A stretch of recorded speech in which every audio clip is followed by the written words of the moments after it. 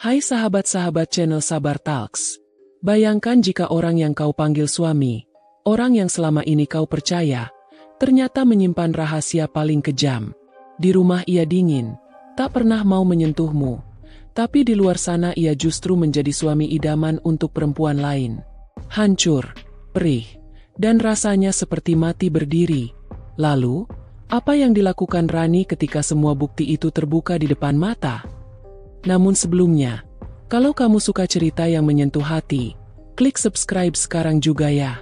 Jangan lupa like videonya, dan tulis di komentar kamu nonton dari mana. Siapa tahu, ada teman satu kota di sini. Dan sekarang, mari kita mulai kisah hari ini.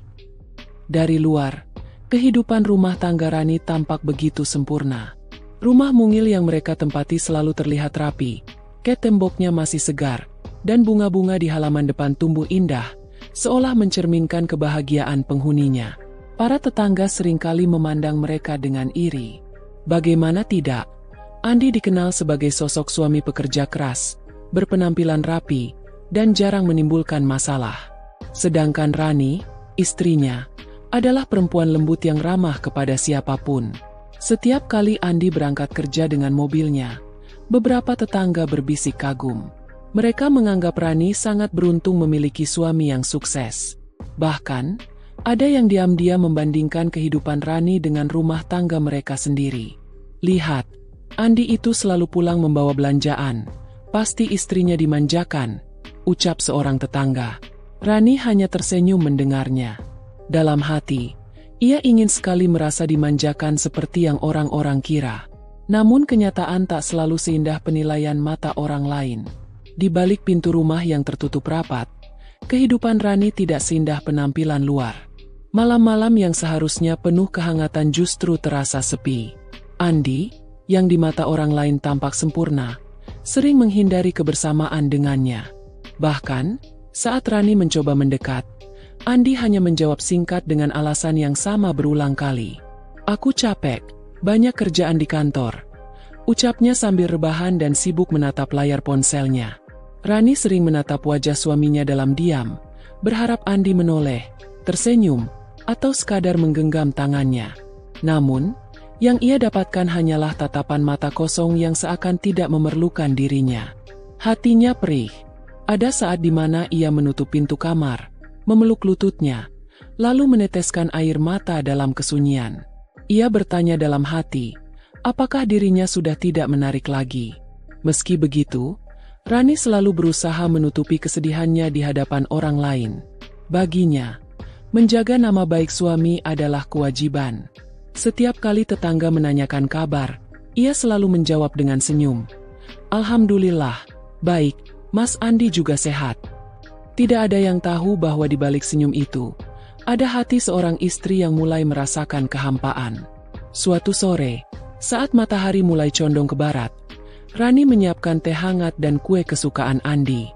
Ia berharap ketika suaminya pulang, mereka bisa duduk bersama sambil berbincang ringan. Namun, begitu Andi masuk rumah, ia hanya meletakkan tas kerja, lalu berkata, "Aku harus kerjakan laporan.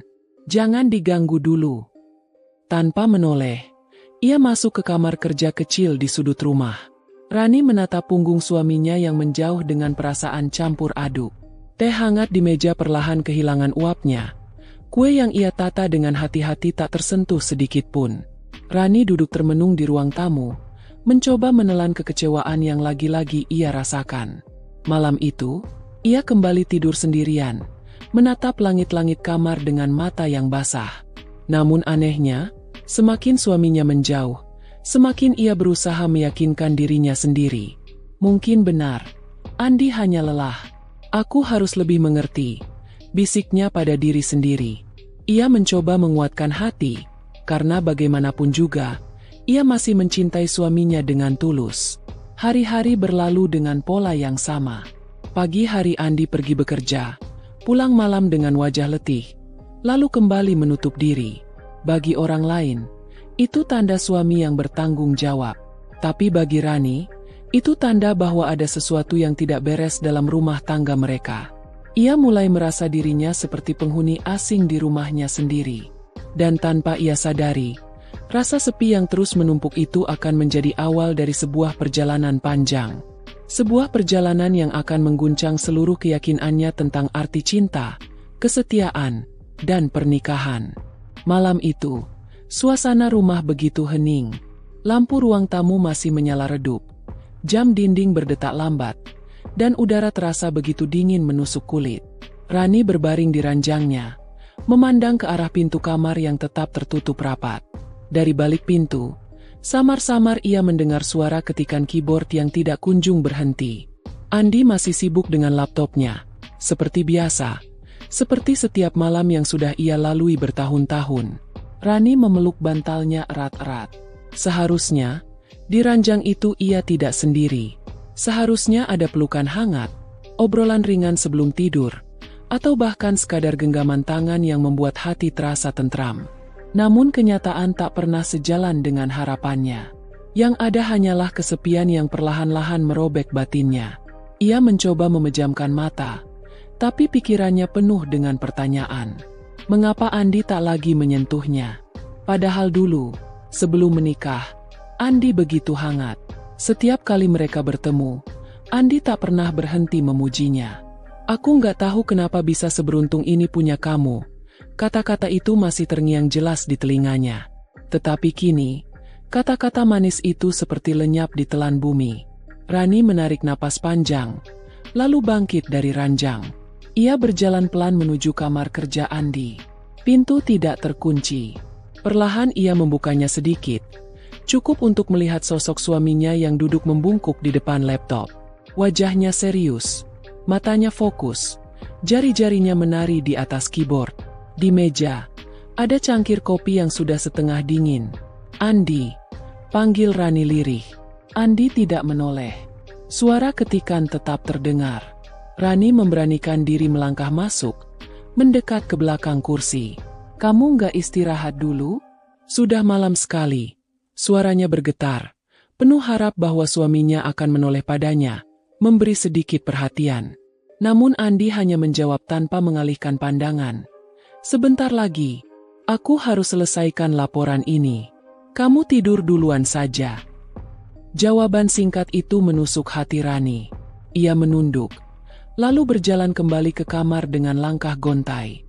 Seolah tubuhnya kehilangan tenaga hanya karena sebuah kalimat singkat yang terdengar dingin itu. Malam-malam seperti ini semakin sering terjadi. Rani merasa dirinya seperti istri yang tak pernah dibutuhkan. Ketika ia mencoba bicara, Andi selalu punya alasan. Pekerjaan, deadline, tanggung jawab kantor. Dan setiap kali ia mencoba mendekat, Andi semakin menjauh. Rani mulai menulis di buku catatannya, sebuah kebiasaan lama yang ia tinggalkan sejak menikah. Ia menuliskan rasa sepinya, keluhannya, hingga harapannya. "Aku rindu Andi yang dulu," tulisnya. "Aku rindu pelukan hangatnya. Aku rindu candanya. Mengapa kini semua terasa asing?" Hari-hari berikutnya berjalan tanpa banyak perubahan. Pagi hari, Andi berangkat kerja lebih awal dari biasanya. Ia selalu berkata ada meeting mendadak atau urusan penting di kantor. Sementara itu, Rani hanya bisa menatap punggung suaminya dari pintu, menahan rasa hampa yang makin lama makin besar. Malam hari, pola yang sama terulang. Rani menunggu di ruang tamu dengan makanan kesukaan Andi. Namun lagi-lagi, Andi hanya menyentuh sedikit lalu kembali tenggelam dalam dunianya sendiri. Rani berusaha tetap sabar. Ia bahkan mencoba berdandan lebih cantik dari biasanya. Suatu malam, ia mengenakan gaun sederhana berwarna biru muda, merias wajahnya tipis, dan menata rambutnya rapi. Ia menunggu di kamar, berharap Andi masuk lalu terkejut melihat penampilannya. Tapi kenyataan tak sesuai harapan. Begitu Andi masuk kamar, yang pertama ia lakukan hanyalah mengambil laptopnya dan berkata, "Aku kerja di ruang sebelah ya, supaya kamu bisa istirahat tenang." Rani menatapnya dengan mata berkaca-kaca, tapi tidak sanggup berkata apa-apa. Air matanya jatuh begitu saja. Ia merasa tidak dihargai, seolah kehadirannya tidak pernah berarti. Rani semakin sering memikirkan kemungkinan-kemungkinan buruk. Apakah suaminya sudah tidak mencintainya? Apakah ada perempuan lain di luar sana yang mengisi hati Andi? Pikiran itu terus menghantui, meski ia berusaha menepisnya dengan doa. Ya Allah, bisiknya setiap malam. Jika ada yang salah dari diriku, tunjukkanlah. Jika aku masih pantas diperjuangkan, lembutkanlah hati suamiku. Namun doa-doa itu tidak serta-merta mengubah keadaan. Malam demi malam, Rani tetap sendirian. Ia semakin merasa terasing di rumahnya sendiri. Pernah suatu malam, ia mendengar suara notifikasi ponsel Andi yang berbunyi beberapa kali. Rani terbangun, menoleh, dan melihat suaminya cepat-cepat mengambil ponsel lalu beranjak ke kamar mandi. Dari balik pintu yang tertutup, samar-samar terdengar suara Andi berbicara lirih. Rani berusaha mendengarkan, tapi tidak bisa menangkap jelas kata-katanya. Hatinya semakin gelisah. Ia yakin ada sesuatu yang disembunyikan. Namun ia masih menahan diri untuk tidak menuduh. Baginya, tanpa bukti, semua hanya prasangka yang bisa merusak rumah tangganya lebih cepat. Pagi harinya, Rani mencoba bertanya lembut. Mas, semalam siapa yang telepon? Andi tampak terkejut, lalu menjawab singkat. Teman kantor. Ada masalah kerjaan. Ia bahkan tidak menatap mata Rani saat berkata begitu. Setelah itu, ia buru-buru berangkat kerja, meninggalkan Rani dengan perasaan semakin hampa. Hari-hari Rani dipenuhi dilema.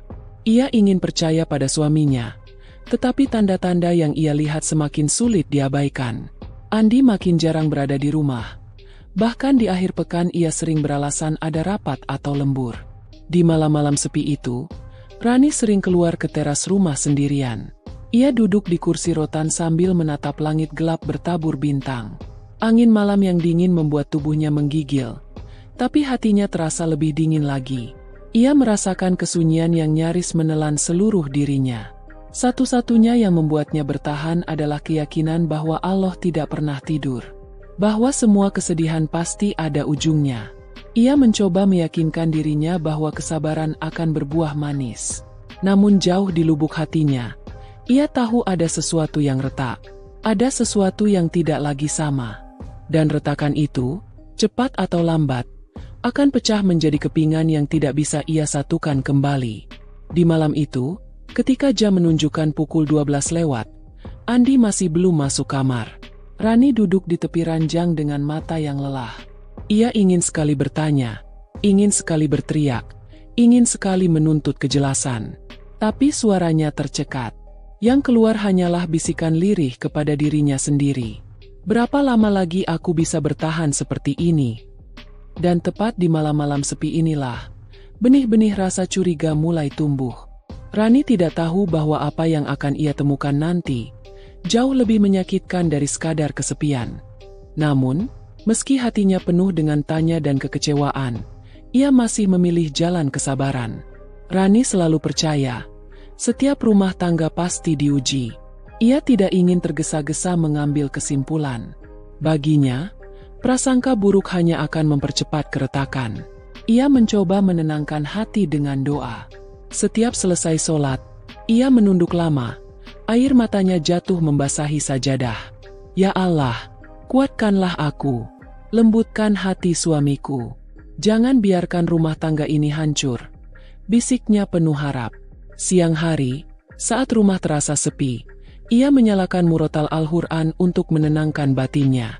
Suara lantunan ayat-ayat suci mengisi ruang tamu yang kosong, tapi tidak bisa mengisi kekosongan dalam dadanya. Hati seorang istri tetap merindukan kasih sayang suami. Dan doa-doa itu, meski ia ucapkan setiap hari, seakan hanya menggantung di udara tanpa jawaban. Sahabatnya, Dina, mulai menyadari ada yang berubah dari wajah Rani. Dulu, Rani selalu ceria ketika mereka bertemu. Tapi belakangan, wajahnya sering murung, senyumnya tidak selebar biasanya. Suatu sore, mereka duduk di sebuah warung kecil dekat pasar setelah belanja. Dina menatap Rani dengan cermat, lalu berkata, "Kamu kenapa, Ran? Belakangan ini kayaknya kamu nggak seceria dulu." Rani tersenyum tipis, mencoba menutupi kesedihannya. "Aku nggak apa-apa, Din. Mungkin cuma capek saja." Namun, Sahabat sejati tidak mudah ditipu. Dina tahu ada sesuatu yang disembunyikan. Ran, aku ini sahabatmu dari dulu. Kamu bisa cerita apa saja ke aku. Jangan dipendam sendirian. Kalau kamu terus simpan, hatimu yang sakit sendiri. Mendengar kata-kata itu, pertahanan Rani runtuh. Matanya berkaca-kaca. Ia menunduk. Jari-jarinya menggenggam erat cangkir teh hangat di depannya. Suaranya bergetar saat akhirnya ia membuka sedikit isi hatinya. Din, rumah tanggaku sepi sekali. Andi jarang sekali menyentuhku. Katanya selalu sibuk kerja. Aku sudah coba banyak cara, tapi tetap saja dia menjauh. Dina terdiam sejenak. Ia tidak ingin langsung menghakimi.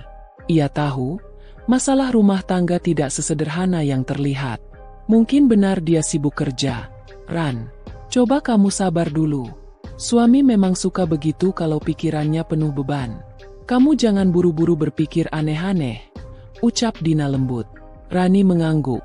Meski hatinya masih bimbang. Ia ingin percaya bahwa Andi hanya sibuk. Ia ingin meyakinkan diri bahwa semua akan kembali normal. Setelah pertemuan itu, Rani berusaha mengikuti saran sahabatnya. Ia mulai menyiapkan lebih banyak kejutan kecil untuk Andi. Ia memasak makanan favorit suaminya, soto ayam dengan kuah hangat yang kaya rempah.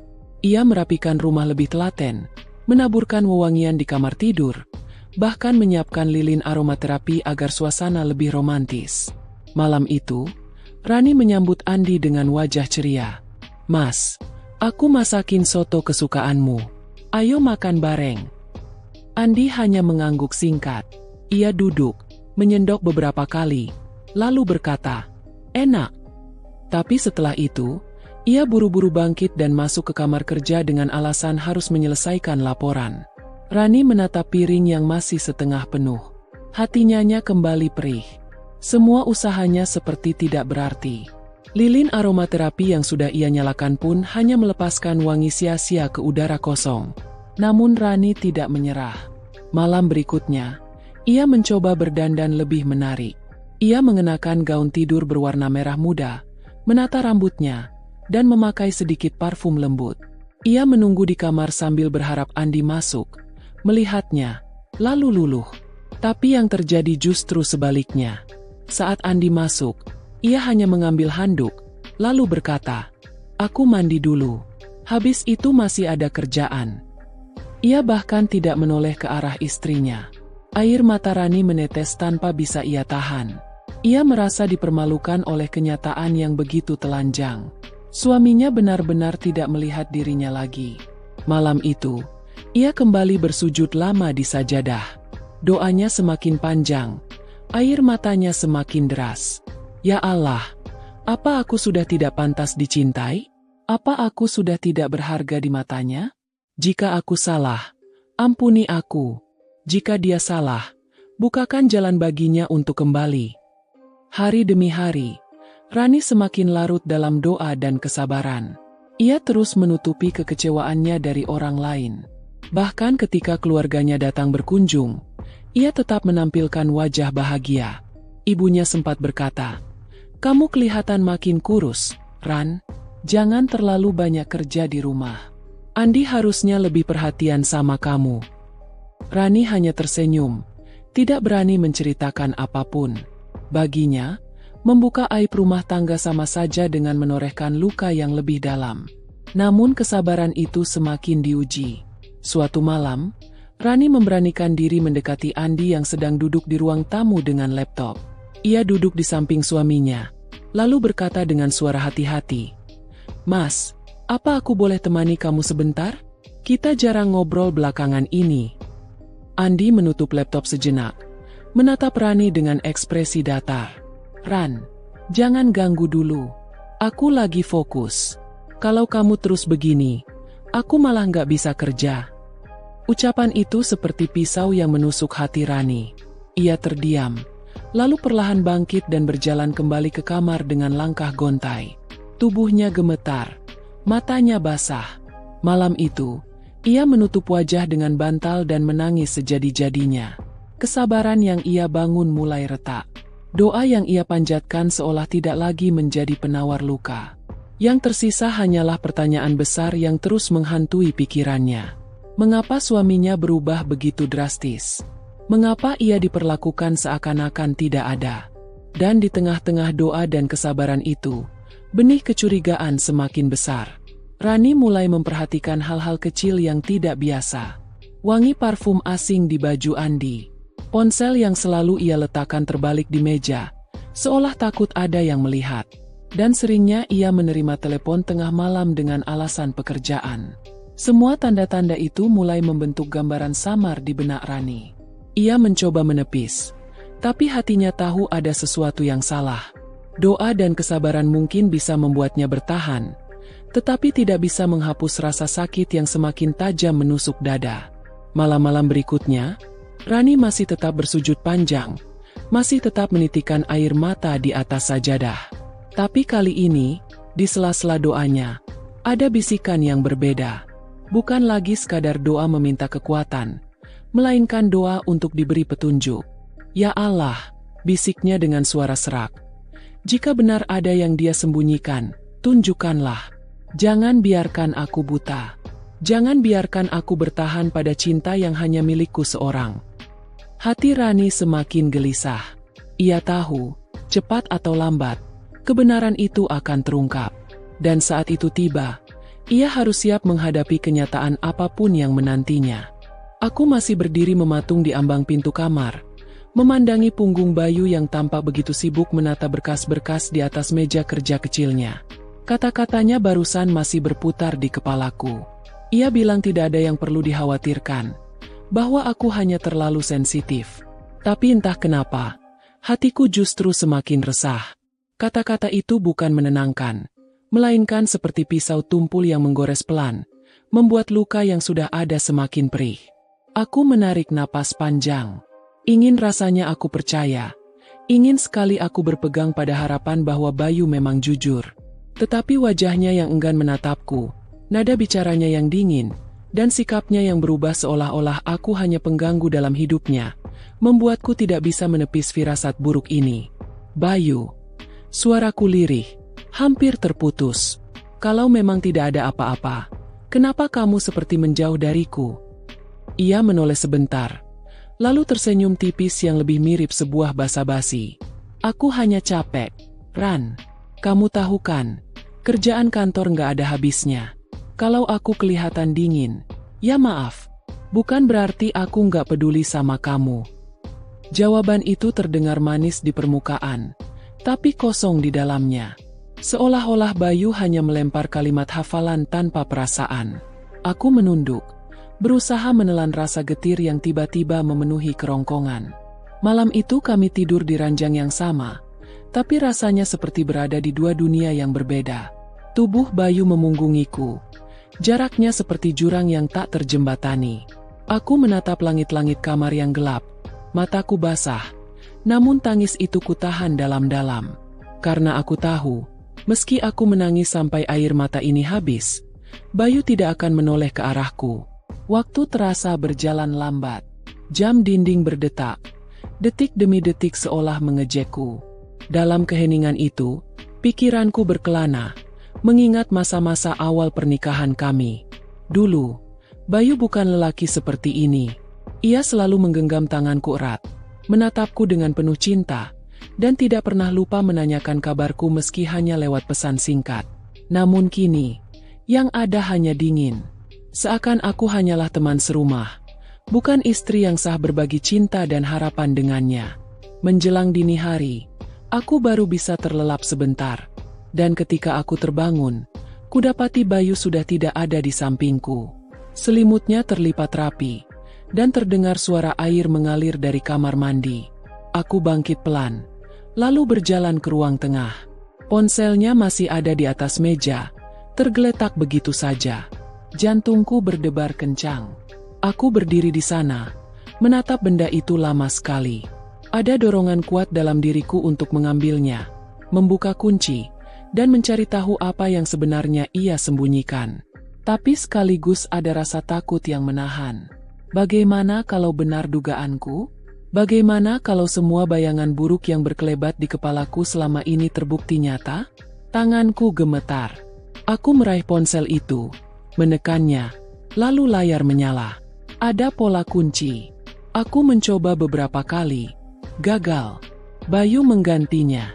Perubahan kecil yang semakin meneguhkan kecurigaanku. Tiba-tiba pintu kamar mandi terbuka. Aku buru-buru meletakkan ponsel itu kembali ke meja. Pura-pura sedang menata vas bunga di dekat televisi.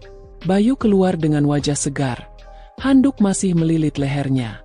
Ia menatapku sekilas, lalu berjalan menuju kamar tanpa berkata apa-apa. "Pagi ini kamu nggak sarapan?" tanyaku, mencoba terdengar biasa saja. "Nggak sempat. Ada rapat pagi. Aku berangkat duluan." Jawabnya cepat. Aku hanya mengangguk, menatap punggungnya yang terburu-buru mengambil tas kerja, menyambar kunci mobil, lalu menghilang di balik pintu. Keheningan kembali menyelimuti rumah. Aku berdiri di tengah ruang tamu, merasa begitu kecil dan tak berdaya. Seolah rumah yang dulu penuh kehangatan kini berubah menjadi penjara dingin tanpa cinta.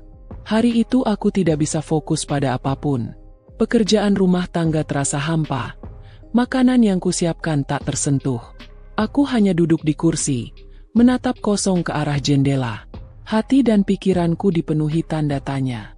Menjelang sore, aku memutuskan untuk keluar. Aku butuh udara segar, butuh suasana baru agar pikiranku tidak semakin kalut. Aku mengenakan kerudung sederhana, membawa tas kecil, lalu melangkah ke taman kota dekat rumah. Taman itu cukup ramai sore itu. Anak-anak berlarian, ibu-ibu bercengkrama, dan para remaja sibuk dengan ponselnya masing-masing. Aku duduk di bangku taman, memandangi mereka sambil merenung. Ada rasa iri yang menusuk.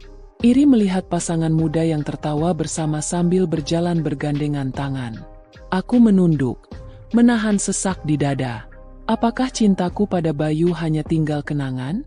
Apakah aku hanya istri di atas kertas, tanpa kasih sayang yang nyata? Tiba-tiba ponselku bergetar. Pesan masuk. Dari seorang teman lama. "Sinta, Ran, aku ada sesuatu yang perlu aku omongin sama kamu. Penting banget. Bisa ketemu?" Alis mataku berkerut. Sinta jarang sekali menghubungiku. Apalagi dengan nada pesan yang serius seperti ini. Aku segera membalas, menanyakan di mana ia berada. Kami pun sepakat bertemu di sebuah kafe kecil dekat taman. Begitu masuk ke kafe itu, aku melihat Sinta sudah duduk di pojok ruangan. Wajahnya terlihat gelisah. Aku segera menghampiri, lalu duduk di depannya. "Ada apa, Sin? Kok kelihatan serius banget?" tanyaku pelan. Sinta menatapku, lalu menggenggam tanganku erat. "Ran, aku nggak tahu gimana harus ngomongnya. Tapi aku rasa kamu harus tahu. Ini tentang Bayu." Jantungku berdegup kencang. "Tentang Bayu? Maksudmu apa?" Sinta menarik napas panjang. Aku lihat Bayu beberapa kali. Dia sering datang ke sebuah tempat makan sama seorang perempuan. Dan, dari cara mereka berdua, aku yakin mereka bukan cuma teman kerja. Aku membeku.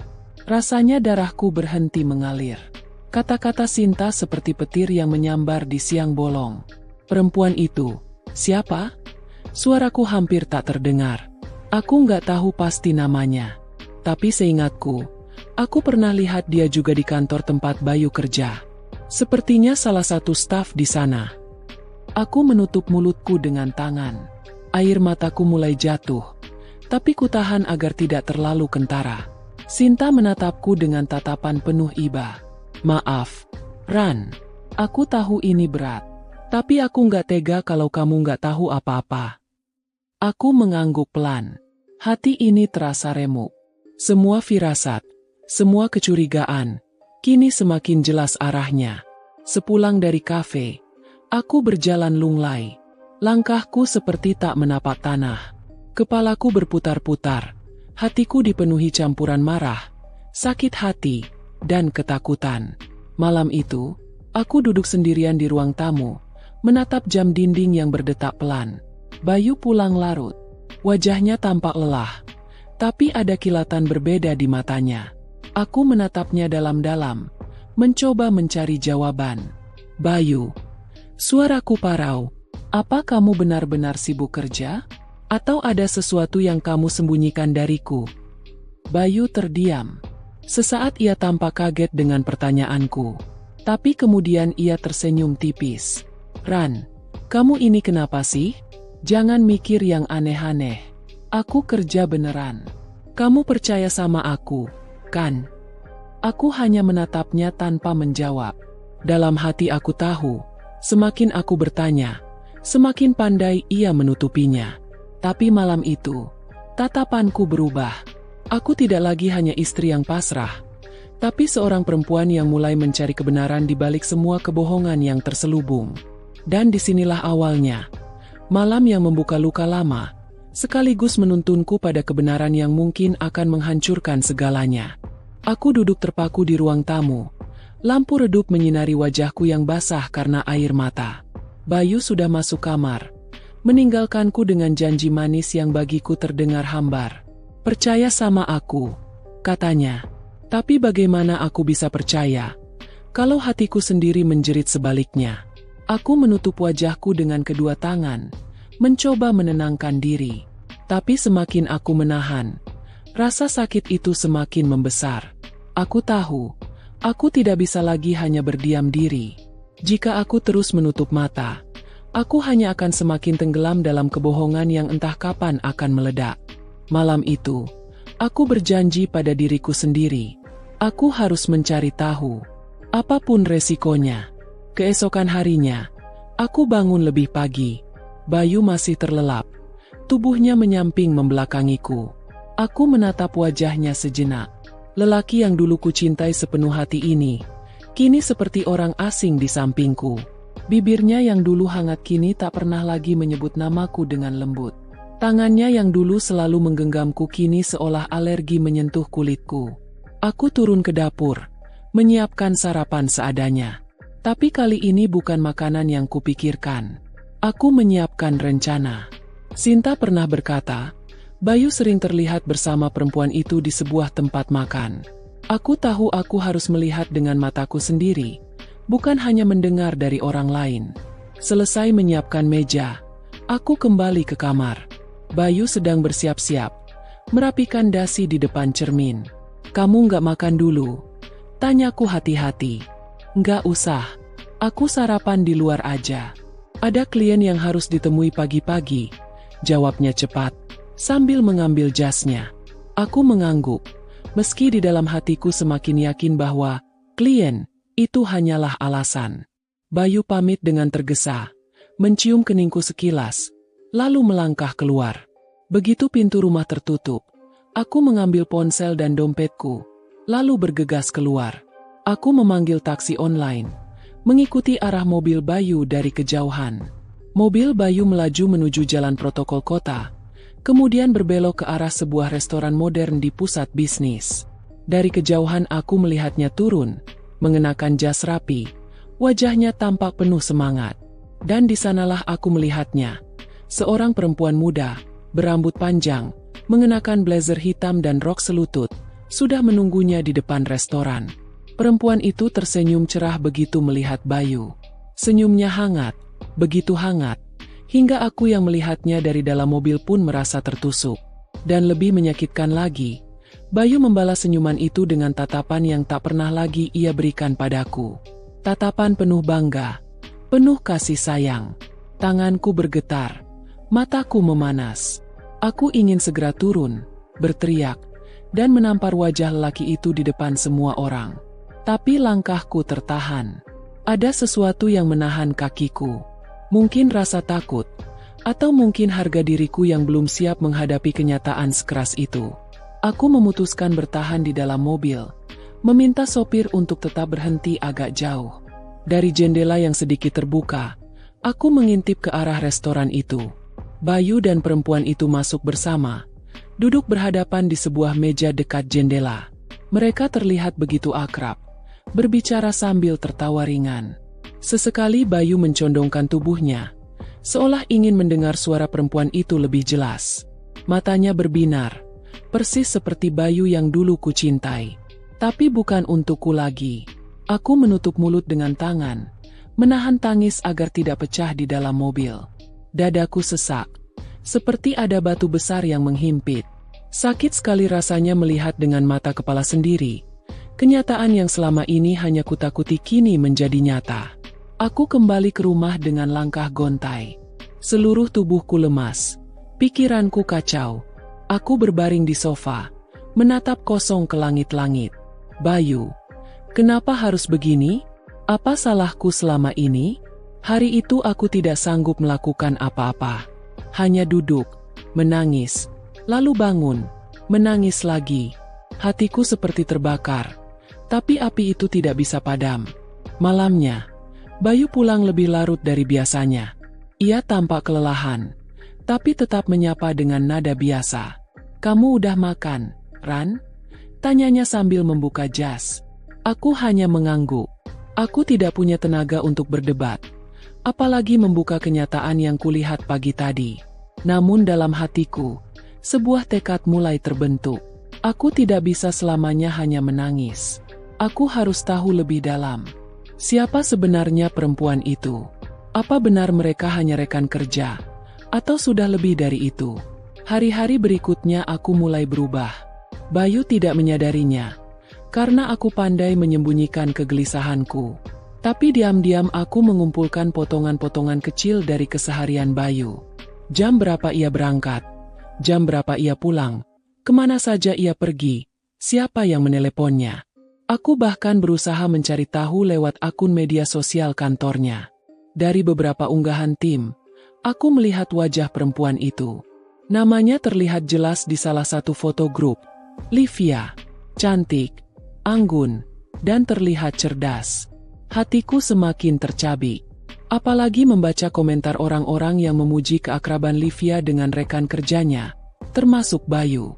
Sampai suatu hari, aku menemukan celah. Bayu meninggalkan laptopnya di rumah karena terburu-buru. Laptop itu tidak terkunci. Tanganku gemetar saat membukanya. Folder demi folder kubuka, mencari sesuatu yang bisa menguatkan dugaanku. Dan di sanalah aku menemukannya. Sebuah folder bernama Proyek Q1. Aku membukanya, dan bukan hanya dokumen kerja yang ada di sana. Ada foto-foto. Foto Bayu dan Livia sedang makan bersama. Foto mereka di lobi hotel saat ada perjalanan dinas. Bahkan foto selfie berdua yang wajahnya terlalu dekat untuk sekadar teman kerja. Aku terhuyung, hampir menjatuhkan laptop itu. Air mataku langsung tumpah. Tak lagi bisa kucegah. Bayu, lelaki yang selama ini kupercaya, ternyata sudah begitu jauh melangkah. Aku menutup laptop dengan tangan bergetar, lalu terduduk di lantai. Rasanya seluruh dunia runtuh menimpa tubuhku.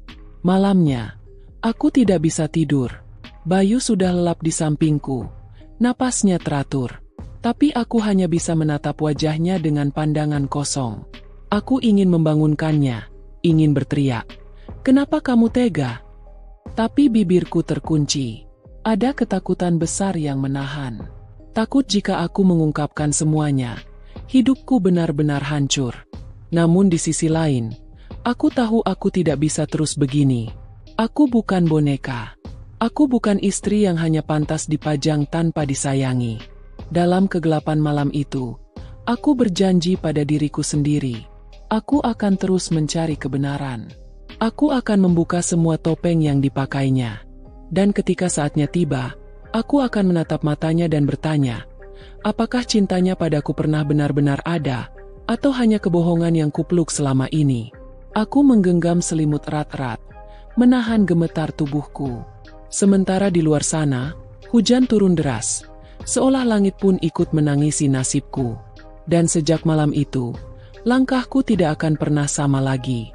Aku bukan hanya seorang istri yang terluka. Aku kini menjadi perempuan yang mencari kebenaran, meski kebenaran itu bisa menghancurkan seluruh hidupku.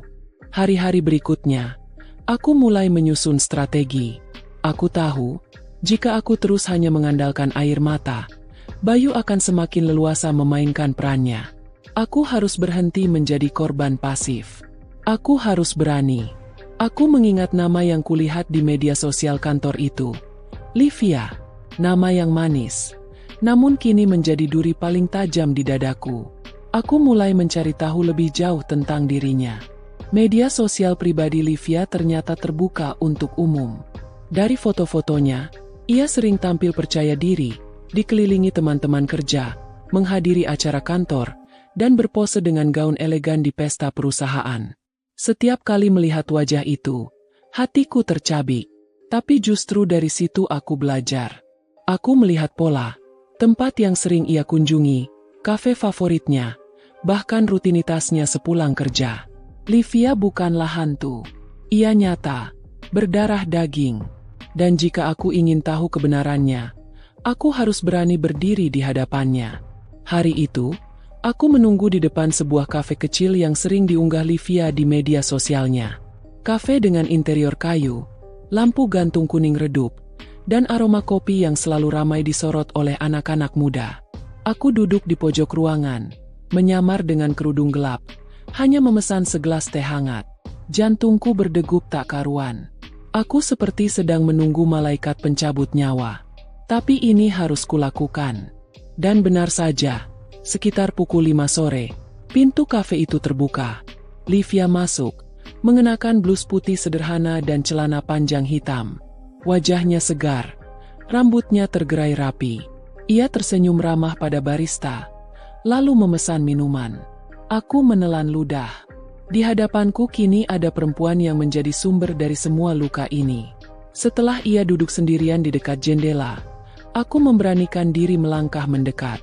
Tanganku gemetar, tapi langkahku tegas. Aku berhenti di depannya. "Livia?" Suaraku lirih, tapi cukup jelas. Ia menoleh, sedikit terkejut. "Iya, saya Livia. Maaf, kita kenal." Aku menarik kursi di depannya, lalu duduk perlahan. "Aku Rani, istri Bayu." Sekilas, rona wajahnya berubah. Ada keterkejutan yang tidak bisa ia sembunyikan. Meski cepat sekali ia menutupinya dengan senyum sopan.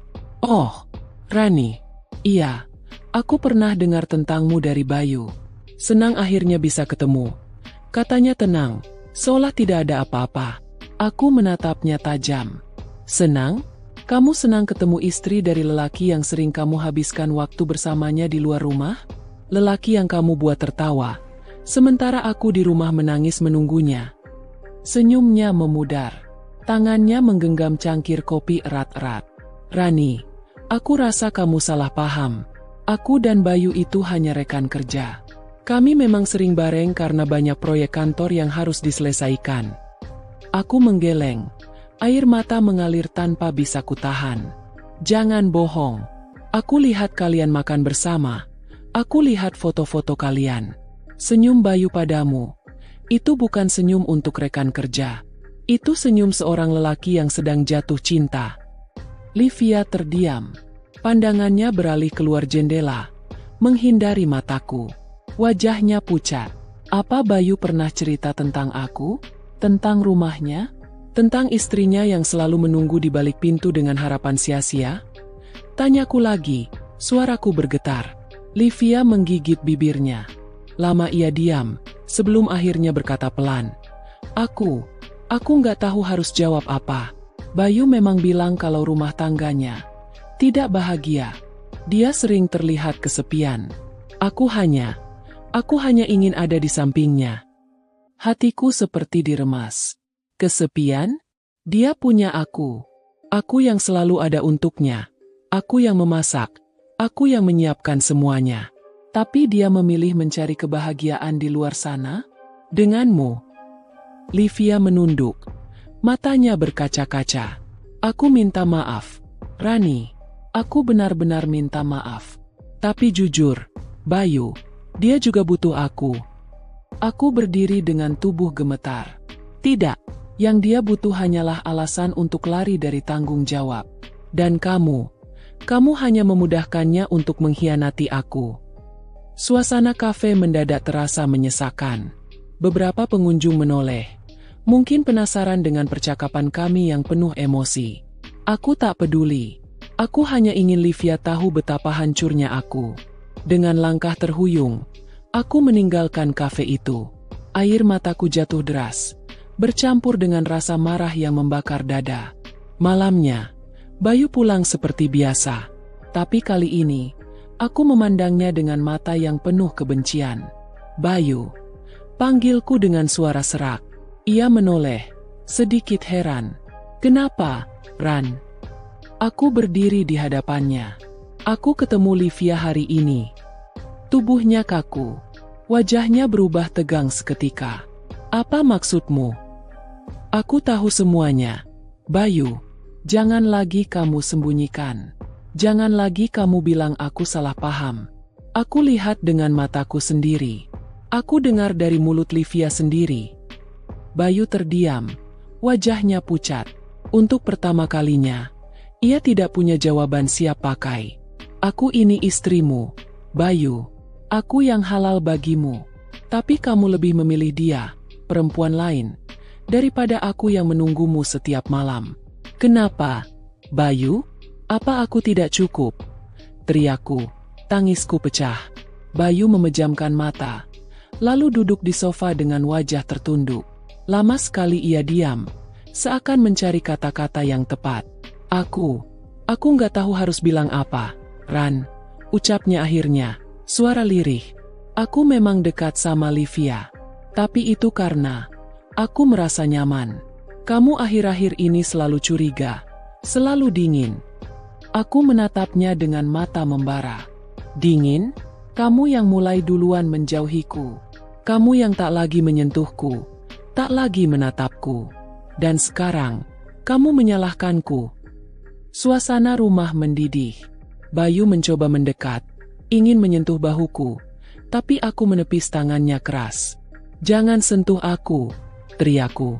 Air mata menutupi pandanganku, tapi di balik tangisan itu, ada kekuatan baru yang tumbuh.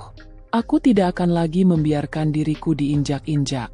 Malam itu, rumah kami dipenuhi suara tangis, suara marah, dan keheningan yang mematikan. Dan untuk pertama kalinya, Bayu tidak bisa lagi bersembunyi di balik alasan kerja. Ia kini berdiri di depan jurang yang mungkin akan menelan habis rumah tangga kami.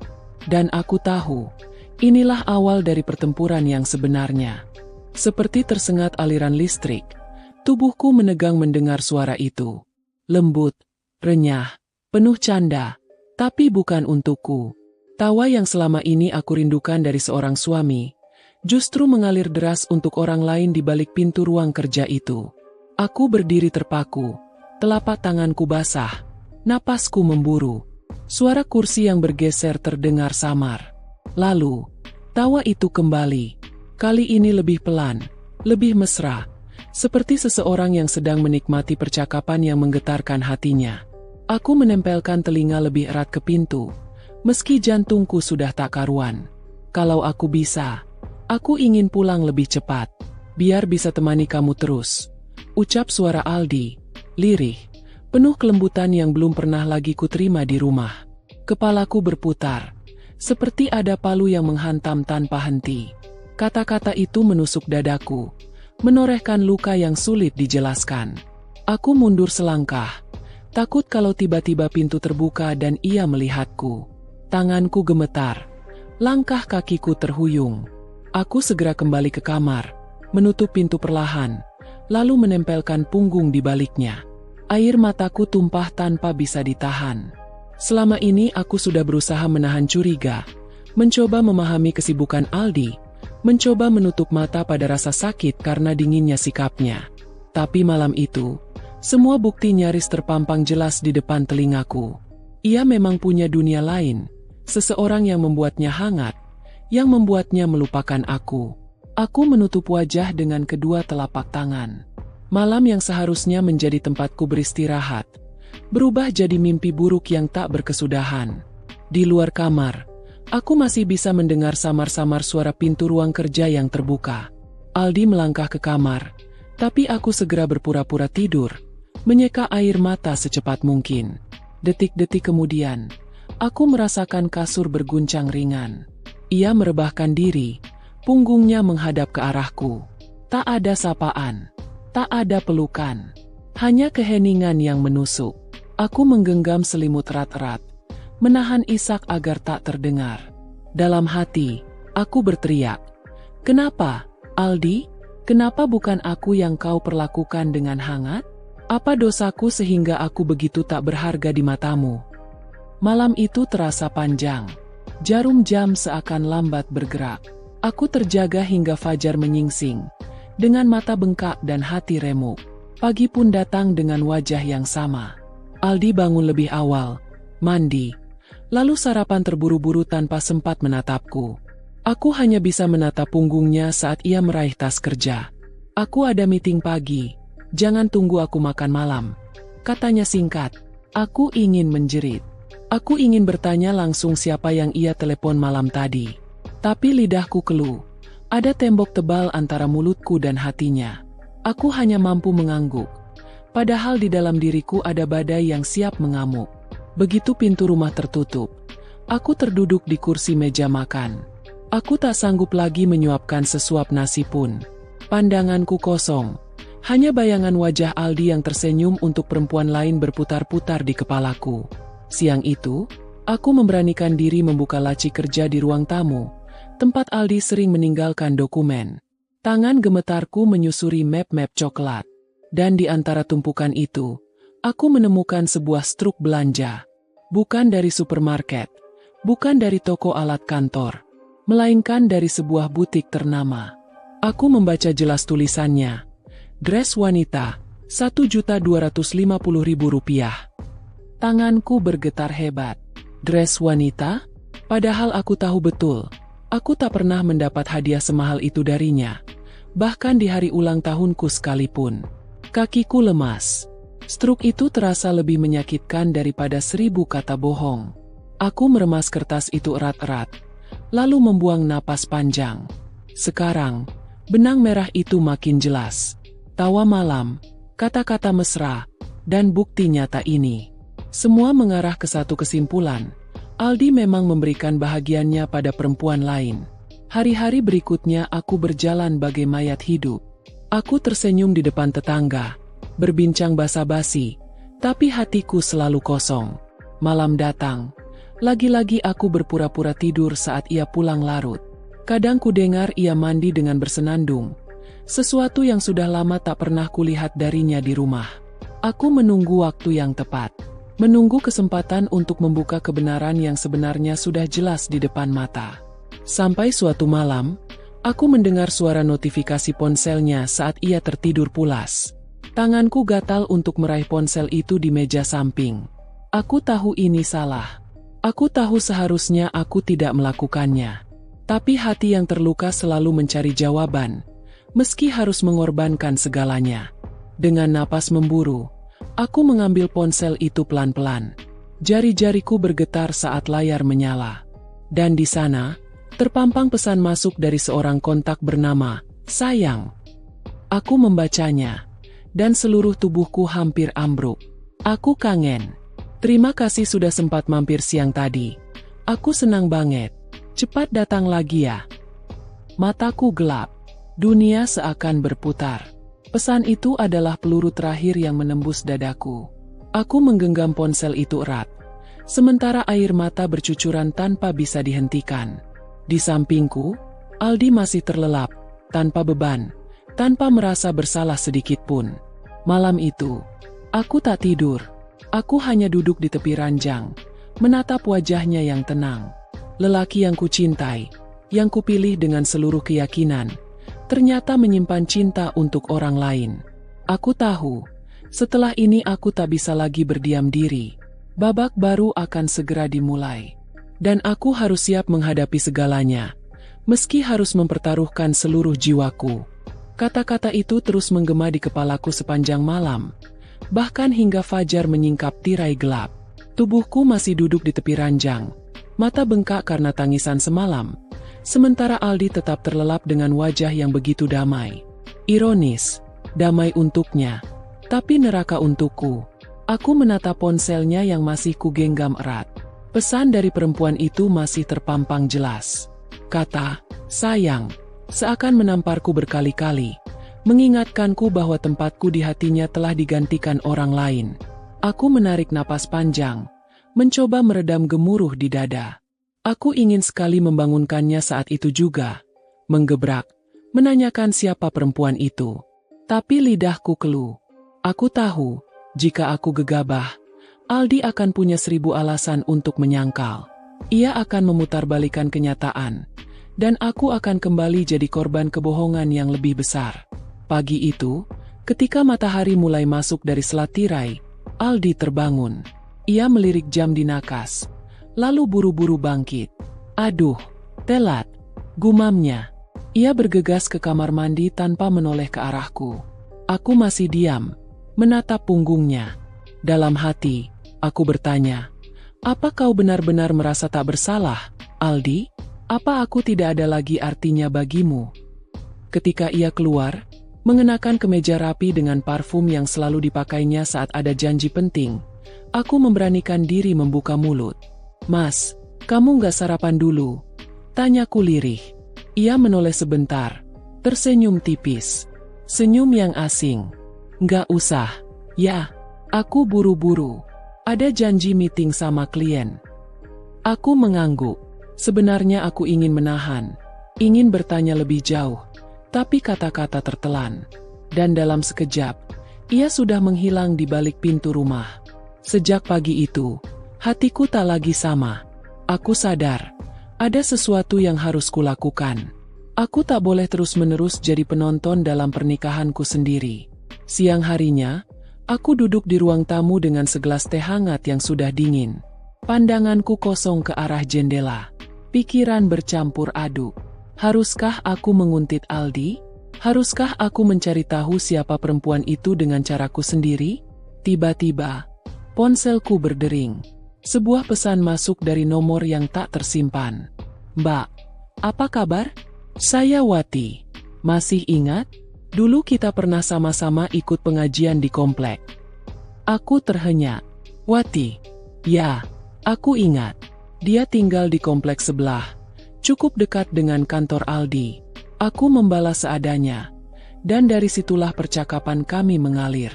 Hingga pada akhirnya, sebuah kalimat dari Wati membuat tubuhku bergetar. Mbak, kemarin saya lihat Mas Aldi di kafe dekat kantor. Dia nggak sendiri. Sama seorang perempuan. Cantik, rapi, kelihatan mesra banget. Aku tercekat. Jantungku serasa berhenti berdetak. Tanganku langsung gemetar. Hampir menjatuhkan ponsel. Aku mencoba menenangkan diri. Lalu mengetik balasan. Apa kamu yakin itu Mas Aldi? Balasan masuk cepat. Yakin. Mbak, saya kenal wajahnya. Malah sempat nyapa. Tapi kayaknya Mas Aldi nggak lihat saya. Perempuannya senyum-senyum. Pegang lengannya terus. Aku menutup mulutku dengan tangan. Menahan isak. Mata berair. Jadi bukan hanya telepon. Bukan hanya pesan manis. Mereka sudah terang-terangan bertemu. Bahkan di tempat umum. Hari itu, aku merasa bumi runtuh di bawah kakiku.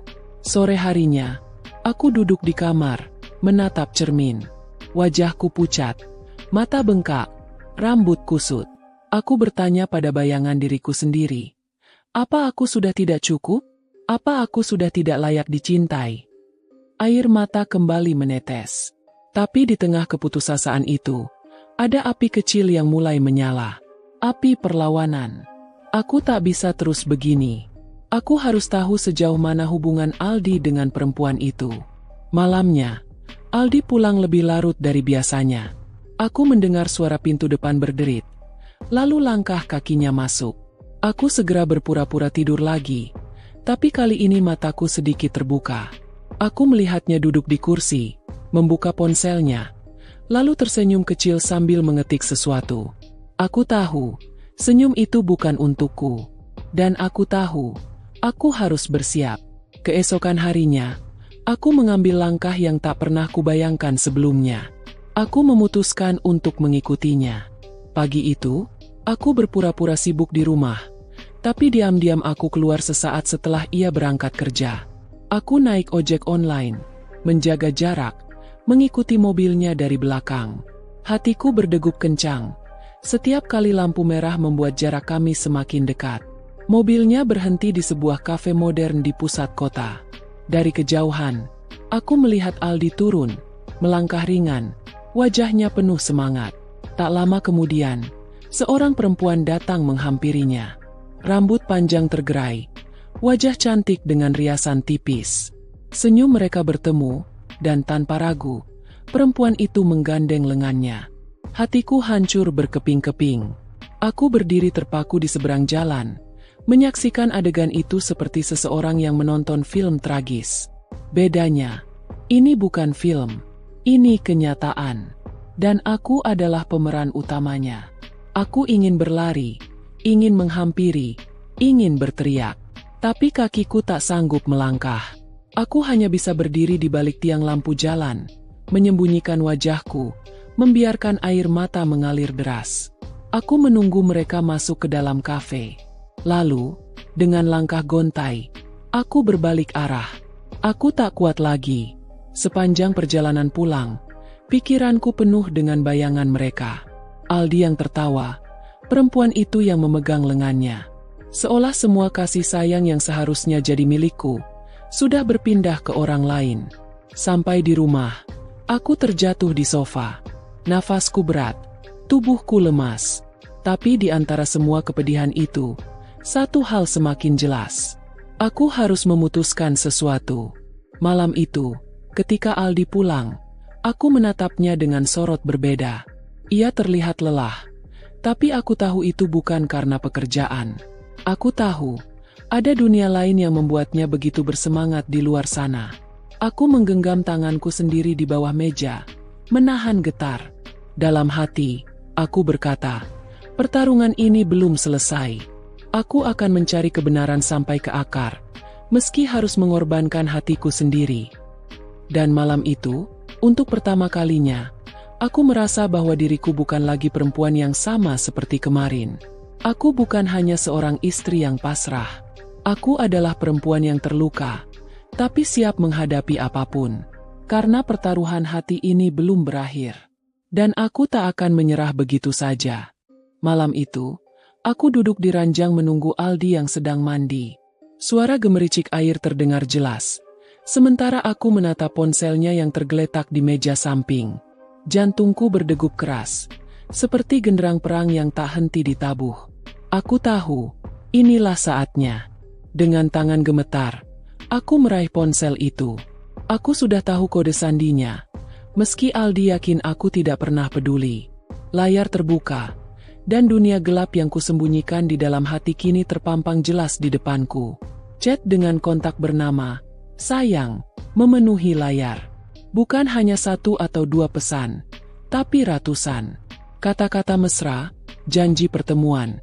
Bahkan foto-foto mereka berdua saat makan malam di sebuah restoran. Tubuhku serasa disambar petir.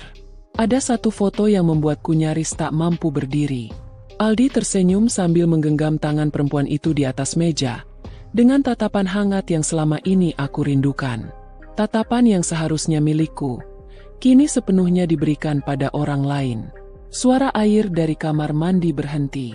Panik, aku buru-buru menutup aplikasi, meletakkan ponsel di tempat semula, lalu berbaring pura-pura tidur.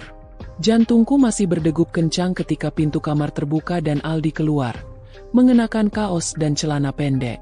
Ia berjalan ke sisi ranjang, mematikan lampu, lalu berbaring. Wangi sabunnya memenuhi ruangan, tapi bagiku itu tak lagi menenangkan.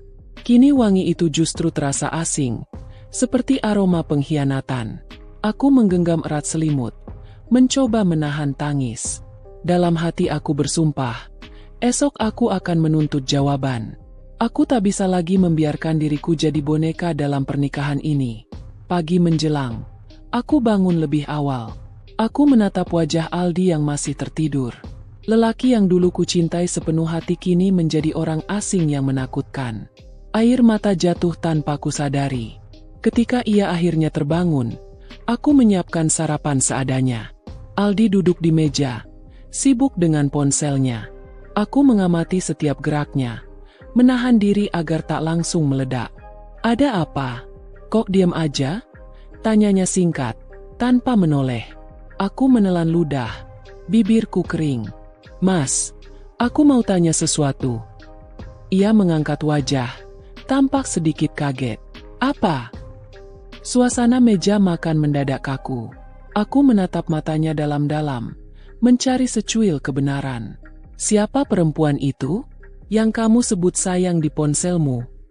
Gelas di tangannya nyaris terlepas. Wajahnya berubah tegang. Aldi menelan ludah, mencoba tersenyum kaku.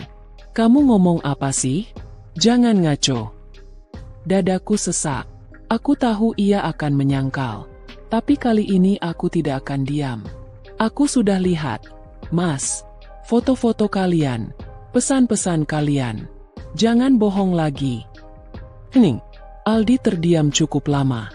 Matanya berkedip cepat, seolah mencari jawaban. Lalu, ia meletakkan sendok dengan kasar. Kamu ngintip ponselku? Kamu nggak punya hak, Rani. Suara bentakannya menusuk telingaku. Tapi lebih sakit lagi karena di balik kemarahannya, aku tahu ia tak bisa menyangkal kebenaran. Air mataku mengalir deras. Aku nggak peduli kalau kamu marah.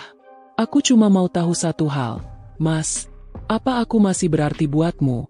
Atau aku cuma istri yang kau tinggalkan demi perempuan lain? Suasana meja makan membeku. Aldi menunduk. Wajahnya pucat. Bibirnya bergetar tapi tak ada kata yang keluar. Dan disitulah aku sadar. Jawaban itu sudah jelas. Bahkan tanpa ia ucapkan. Aku duduk terpaku. Sementara air mata terus mengalir di pipi. Aldi bangkit dari kursi. Menunduk.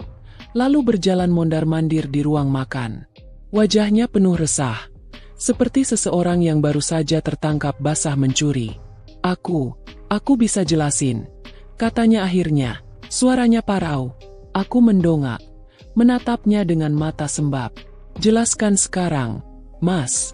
Jangan ada yang ditutupi lagi. Ia terdiam lama, lalu menghela napas berat. Aku dekat sama dia. Tapi itu cuma sebatas teman kerja. Aku butuh teman cerita. Kamu kan, belakangan dingin sama aku. Hatiku langsung terbakar. Aku menepuk meja begitu keras hingga gelas bergetar. Dingin? Kamu yang duluan menjauh. Mas, kamu yang gak pernah mau menyentuhku. Gak pernah mau mendengar curhatku. Lalu sekarang kamu lempar kesalahan itu ke aku. Aldi terdiam. Wajahnya memerah. Aku capek, Ran. Aku punya beban kerja besar. Dan dia bisa ngerti aku.